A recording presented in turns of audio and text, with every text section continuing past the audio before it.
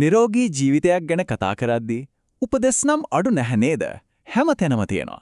ඒත් ඇත්තටම අපේ ජීවිතයට එකතු කරගන්න පුළුවන්, දිගටම පවත්වාගෙන යන්න පුළුවන් පුරුදු ගොඩනගා ගන්න කොහොමද? අන්න ඒකයි ප්‍රශ්නේ. අපි අද මේ ගැන ටිකක් විද්‍යාත්මක පැත්තෙන් බලමු. හරි. එහෙනම් අපි මුලින්ම මේ ප්‍රශ්නෙම්ම පටන් ගමුකෝ. ඇයි අලුත් සෞඛ්‍ය පුරුද්දක් පටන් ගත්තත් ඒක දිගටම කරගෙන යන එක මෙච්චර අමාරු? මම හිතන්නේ මේක අපි හැමෝටම වගේ පොදු අත්දැකීමක් නේද? මේ බලන්න මේ සංඛ්‍යාව. පුදුම හිතෙනව නේද? අලුත් අවුරුද්දට ගන්න අදිෂ්ඨාන වලින් 80%ක්ම පෙබරවාරි මාසෙදී අසාර්ථක වෙනවලු. ඉතින් මේකෙන් අපිට පේනව නේද මේ ප්‍රශ්නේ කොයිතරම් ලොකුද, කොයිතරම් පොදු දෙයක්ද කියලා. එහෙනම් මේකට විසඳුම මොකද්ද? රහස තියෙන්නේ තවත් හිතේ හයියක්, අදිෂ්ඨාන ශක්තියක් ඇති කරගන්න එකේ නෙවෙයි.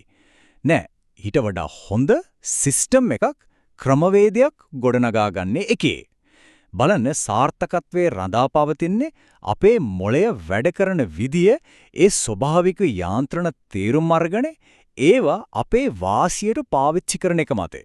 හරි. එහෙනම් අපි යමු අපේ පළවෙනි කොටසට. මෙතනදී අපි බලන්න යන්නේ මේ පුරුදු ස්ථාවර වෙන එක පිටිපස්සේ තියෙන විද්‍යාව මොකක්ද කියලා.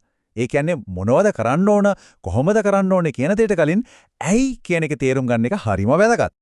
හිතන්න, හැම පුරුද්දක්ම ඒක හොඳ එකක් වෙන්න පුළුවන්, නරක එකක් වෙන්නත් පුළුවන්. ඒ හැම එකක්ම මේ සරල පියවර තුනේ ලූප් එකක්, එහෙම නැත්නම් චක්‍රයක් අනුගමනය කරනවා. පළවෙනිටම තියෙන්නේ ඉංගිය. ඒ කියන්නේ Q එක. ඒක තමයි හැසිරීම පටන් ගන්න ට්‍රිගර් එක. ඊළඟට එනවා පුරුද්ද. ඒ කියන්නේ රූටින් එක. අපි කරන දේ. අන්තිමට අපිට ලැබෙනවා ප්‍රතිඵලයක්. ඒ කියන්නේ රිවෝඩ් එක. කාලයත් එක්ක අපේ මොළයේ මේ සම්පූර්ණ ක්‍රියාවලියම ඕටෝ පයිලට් දානවා. ඒ කියන්නේ ස්වයංක්‍රීය කරනවා. අර අලුත් පුරුද්දක් ඇතිවෙන්න දවස් 28ක් යනවා කියලා කතාවක් තියෙනවානේ. ආන්න ඒකනම් මිත්‍යාවක්. ඒක අමතක කරමු. ඇත්ත කතාව තමයි සමීක්ෂණ වලින් පෙන්නලා තියෙන විදිහට අලුත් පුරුද්දක් අපේ ඇඟට දැනෙන්න, ඒ කියන්නේ ස්වයංක්‍රීය වෙන්න සාමාන්‍යයෙන් දවස් 66ක් විතර යනවා. හැබැයි ඒකත් කෙනාගෙන් කෙනාට පුරුද්දෙන් පුරුද්දට වෙනස් වෙන්න පුළුවන්. සමහර වෙලාවට දවස් 8කින් වෙන්නත් පුළුවන්. සමහර සංකීර්ණ පුරුදු වලට දවස් 264ක් වුණත් යන්න පුළුවන්. ඉතින් මෙතනදී වැදගත්ම දේ තමයි ඉවසීම.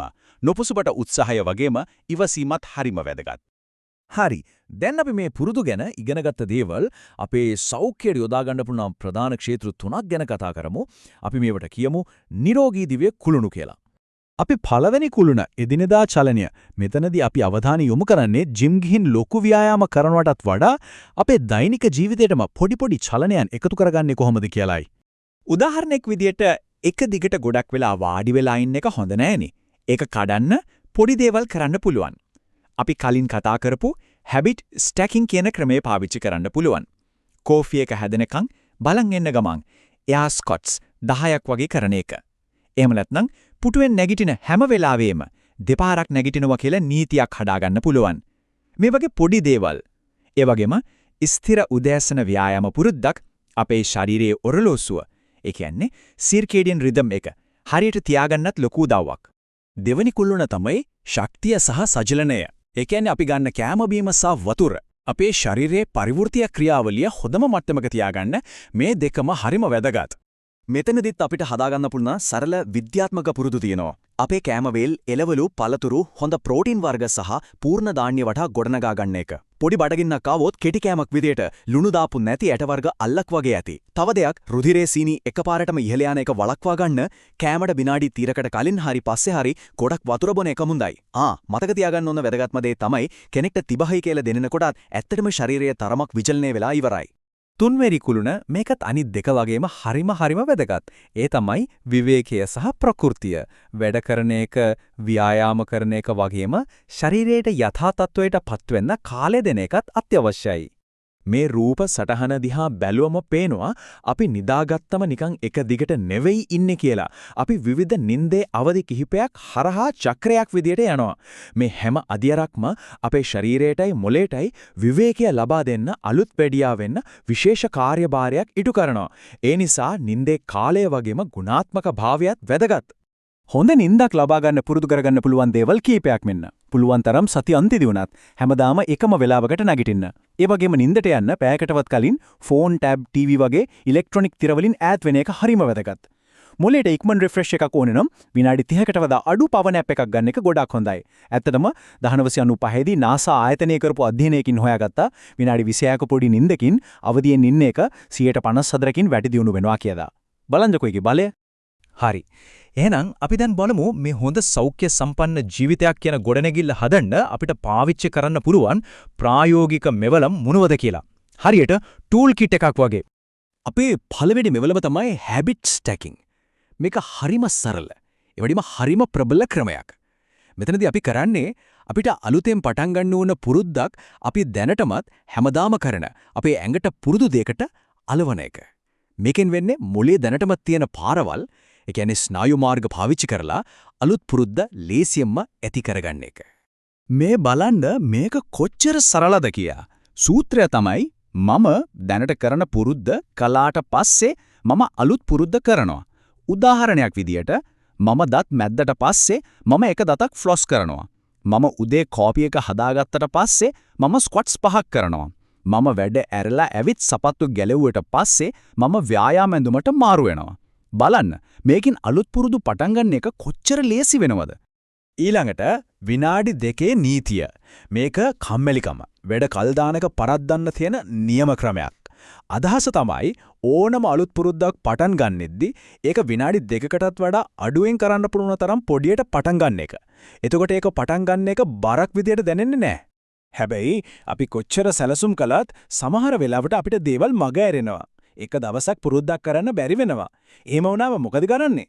වැදගත්ම දේ තමයි ඒ වගේ පසුබෑම් අසාර්ථක වීමක් විදියට නොබලා ඒකෙන් දෙයක් ඉගෙන ගන්න අවස්ථාවක් විදියට දකින්න එක. මේ මානසිකත්ව දෙකේ වෙනස බලන්න. අසාර්ථක මානසිකත්වයක ඉන්න කෙනෙක් හිතන්නේ අයියෝ මගේ ඔක්කොම ප්‍රගතිය විනාශ වුණා. හරි දැන් ඉතින් මේක අතහැරලා දානවා ඇරෙන්න වෙන කරන්න දෙයක් නැහැ කියලයි. හැබැයි ඉගෙනීමේ මානසිකත්වයක ඉන්න කෙනෙක් හිතන්නේ මොන වගේ හේතුවක් නිසාද මේක අද මග ඇරුණේ? සහ හරි ප්‍රශ්නයක් නැහැ හෙට කොහොමද මම ආයෙත් මේක පටන් ගන්නෙ කියලයි. අන්නේ වෙනස තමයි දිගුකාලීන සාර්ථකත්වය තීරණය කරන්නේ. මෙන්න මතක තියාගන්න ඕන රන් නීතිය. කවදාවත් දෙපාරක් එක දිගට මග හරින්න එපා. ඒ කියන්නේ never miss twice. එක දවසක් පුරුද්දක් මග හැරුණට කමක් නැහැ. ඒක වෙන්න පුළුවන්. හැබැයි ඊට පස්සේ දවසේ අනිවාර්යෙන්ම ඒක ආයෙත් කරන්න. එතකොට එක වැරදීමක් නිසා මුරු පුරුද්දම දිය වෙලා යන්නේ නැහැ. හරි. දැන් අපි කතා කරන්න යන්නේ මේකේ තියෙන ගැඹුරුම ඒ වගේම ප්‍රබලම සංකල්පය ගැන. ඒ තමයි අපි පුරුදු කියන දේවල් අපි කරන දේවල් විතරක් නෙවෙයි. ඒ පුරුදු වලින් අපේ අනන්‍යතාවය, ඒ කියන්නේ අපි අපිව දකින විදිය, අපි කවුද කියන එක හැඩගැස්සෙනවා. මේක තමයි ප්‍රබලම අභිප්‍රේරණය, මොටිවේෂන් එක. මේ සංසන්දනයේ දිහා බලන්න.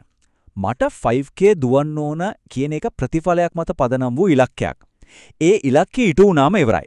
හැබැයි මට දුවන කෙනෙක් වෙන්න ඕන කියන එක අනන්‍යතාවය මත පදනම් වූ ඉලක්කයක්. එතකොට හැම ව්‍යායාමයක්ම හැම දිවෙල්ලක්ම ඒ අනන්‍යතාවය තහවුරු කරනවා. මම නිරෝගීව කන්න ඕන කියනවට වඩා මම කියන්නේ මගේ ශරීරයට හොඳින් ශක්තිය සපයන කෙනෙක් කියලා හිතන එකේ වෙනස. ඒක හරිම ප්‍රබලයි. ඉතින් අවසාන වශයෙන් මේ ප්‍රශ්නය ගැන ටිකක් හිතන්න. හිත වෙන්න ඕන පුද්ගලයා බවට පත්වෙන්න අද පටන් ගන්න පුළුවන් පොඩිම පොඩි පුරුද්ද. ඒක මොකද්ද? මොකද මතක තියාගන්න ලොකු වෙනසක් ඇති වෙන්නේ අහසින් පාත් වෙන දෙයකින් නෙවෙයි. දවසින් දවස අපි තබන ඒ කුඩා ස්ථාවර පියවර වලින්.